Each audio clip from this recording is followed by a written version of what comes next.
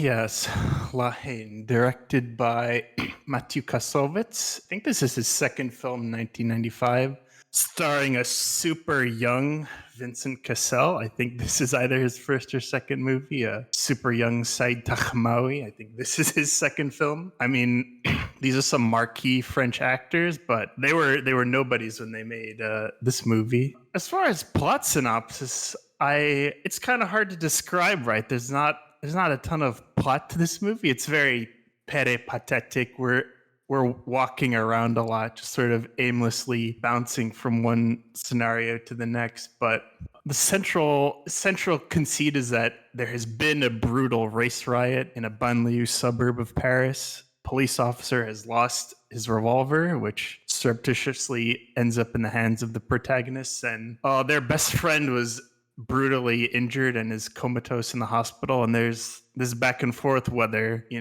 if he dies, will we seek, lex talionis, the law of the talon, an eye for an eye? Will we get our revenge and kill a cop in return?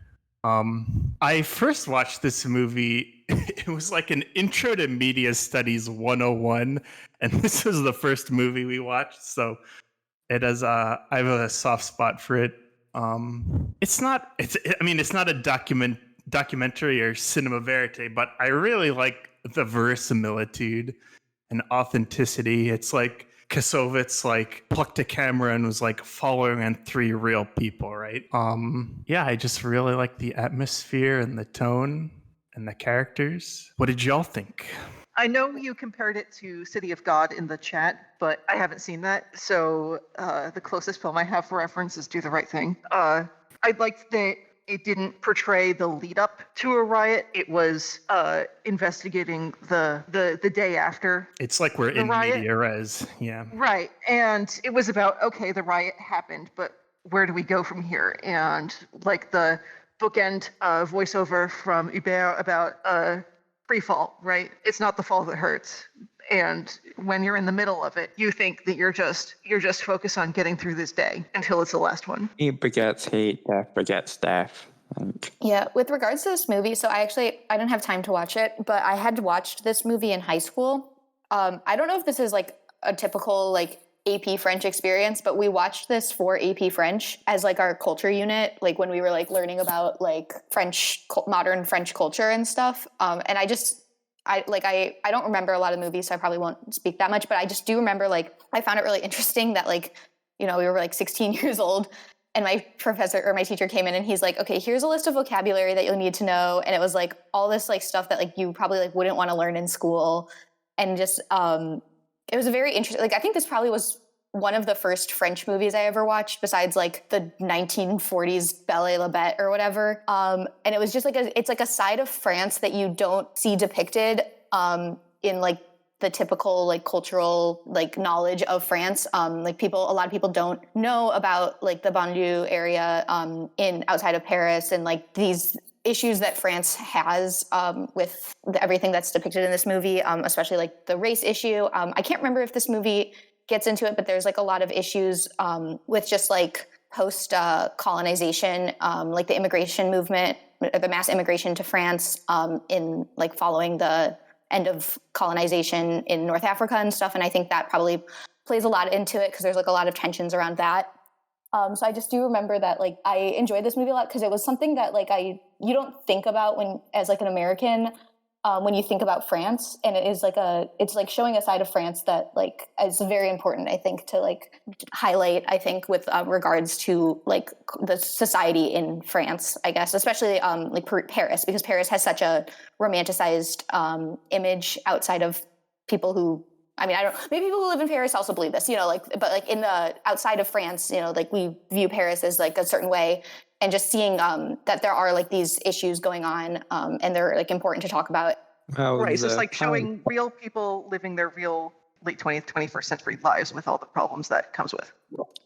Well, the Paris Commune is where the word communism comes from, and that was in the 1870s. And during this point, the rise of National Rally and stuff, And the socialists being in power for 13 years meant that like the neoliberals were seen as a sort of like third way, and like between like the left and right, which were getting pretty violent at that time. This was the first time watching it, and I'd heard about this film a lot, so I was really excited to watch it, and I really liked it.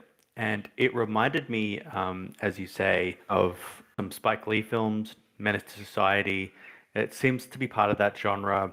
I don't know if it's an offensive term, but the hood movie genre that was really popular in the 90s, where it's just a bunch of young men, teenagers in a kind of like lower economic area, and they're just kind of hanging out. But just like the racial or civil tensions of the society that they live in keep, interrupting their lives and keep dragging them into conflict. So I thought that was interesting, but it also had that vibe of this, hangout film where they're just kind of like bouncing off each other, having fun, looking for things to do. They don't really have jobs. They don't really have a direction. So they're just looking for like cheap thrills. And I think it works really well because the chemistry between the performers is so strong. At times I was laughing. At times they're in danger and you care about them. So I was like worried about them. At times there's these epiphanies where they realize something, but they can't quite grasp what it means. And then, deep anger as they see some of the injustices or some of the abuses of the society they live in. So, I loved it. I love any kind of film where it's just this slice of life. You just spend a day with some people and learn about 24 hours, exactly. That's the best of cinema, I think, where it literally just puts you in someone else's shoes, puts you in a world or a point of view that is just completely different to yours, but it allows you to empathize with them and understand how they see the world and why they are the way they are. Like, these characters are very different to me, especially Vin's, the way he acts. If I saw someone like that, I would probably be really repelled or I would avoid them. But when you learn more about where they come from, it helps understand and empathize with them. So I thought that was really effective. I think what I really like about Vin's is that there's a lot of this blustering, like tough guy act, but he has like a super powerful imagination. And there's like moments where he's super poetic and thoughtful. And this is my read that like he was getting the most out of the art gallery before they kind of embarrassed themselves. Like it's like he could be like an artist or creative if like he wasn't a prisoner of, his circumstances or whatever. Saeed is an artist. I like to or jump tagging. Off well, that's art. Come on now. Like Venice represents the fight back mentality, and Hubert is the guy trying to do things quote unquote the right way, and Saeed is kind of the peacemaker between them, right? But I liked how the film progressed mostly with Hubert and Venice's relationship, and about how towards the end of the film, after they leave the art gallery and they find the skinheads in the alley, and Hubert is finally had enough of Vance's bluster and, eggs him on to pull the trigger. Because just to show the dialogue between those ideologies between these characters in a way that felt real, and how the environment was shot. Because if you noticed when they're in the neighborhood, there's a lot of wide shots, right? Mm-hmm. But when they go into Paris proper, the shots are very confined. Yes. So I don't know, is this like a way of the film trying to show the guys in the context of their environment when they're in the neighborhood, or it's just, I'm not very versed in the language of cinema, so I was curious if people had thoughts about that. Yeah, I think that's a good point. You definitely feel more at ease in their own neighborhood. There's a sense of freedom and flow, as opposed to the city scenes where it feels more constrained and maybe adds to their discomfort. Like they don't feel comfortable there, or they feel like they're being told they're not meant to be there. That's the kind of feeling that the film is communicating to us. Right, and that's true, because it seems like the cops were called on them when they were in that posh apartment building when they were trying to visit Asterix. Like after they left, they immediately get arrested, right? Yeah. It's not just that they feel comfortable, but they seem out of place. They don't match. They don't fit. And that is observed by people who live there, and they call the police to address that, or they try and get them kicked out of wherever they're being, or they, And their response of well, certainly Vin's is anger. He's upset about something. He's upset about his life, but he doesn't know where to direct his anger. There's no obvious source. So he tends to either create conflict with other people, with his friends, picks a fight with the skinheads. The police are obviously one arm of that unjust system, so he directs his anger towards them. But I think the film captures that sense of kind of like aimless anger, or just aimlessness in general. They don't know what they can do. They've been told they don't belong in this part, and they try to create things in their own place. They try to create a sense of community with that barbecue on the rooftop, but that's shut down. Hubert at least tries to create his own business, but that gets destroyed in the riots. So it's, yeah, you can understand why they're angry, but it's just that they don't know what to be angry at or where to direct it, so they end up just hurting themselves and each other. Well, there's a psychological theory called the actance theory, which is that when your freedom of choice is sufficiently constrained, people have a tendency to like act out often in like the opposite of like what society expects of them. Yeah, I was actually a little confused about whether they actually were very close with the guy in the hospital whose beating by police sparked the riot to begin with. And I'm going to say just like, I don't think it matters, because I think the there but for the grace of God go I feeling that these young men are all experiencing is valid enough. But like, I was just a little confused. It's like, because they were saying about like, oh, I'm doing this for him, right? But then they show up at the hospital and the police were saying about like how his family was like, you know, just of course watching over him.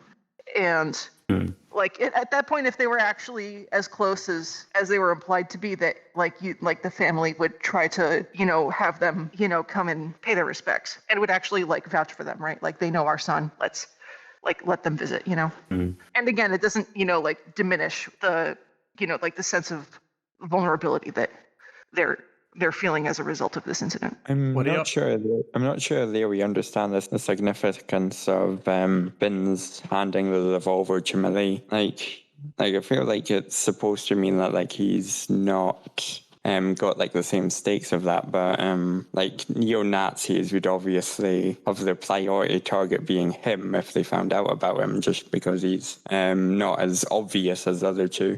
I don't know. It might be one thing to like bluster a lot, as is in this movie, like I'll kill them if I get the chance, but like even if it's someone who hates you back, like pulling that trigger, like do you really want that on your conscience? Like I think turning over the revolver, it's like he's like, I've had this epiphany, like maybe I don't know, I no longer have to put on that persona or be aggressive anymore. I don't know. And there is that the makes lingering at the end like super tragic, where after that moment it's like I've had this change of heart, you know, immediately dies.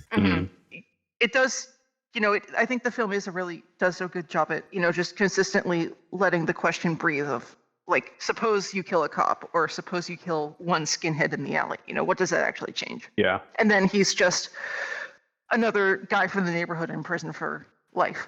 And also it might be to have this bluster and to have this anger, you know, the strength that you drive from anger, that might be empowering, but it also might be oppressive. Like you might find that exhausting, and maybe there's a sense of liberation in finally giving up the gun and saying, all right, I don't want to do this anymore. This is exhausting.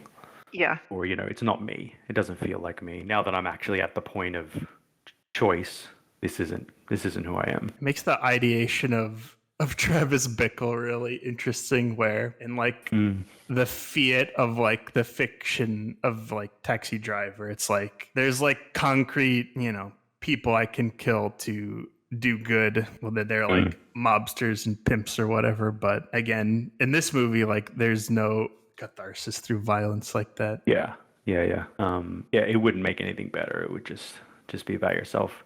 I did have a question about the kind of the role that pop culture has, particularly American pop culture, in their conversations. They're always talking about different cartoons and shows and movies, and hip hop plays a big role throughout the film.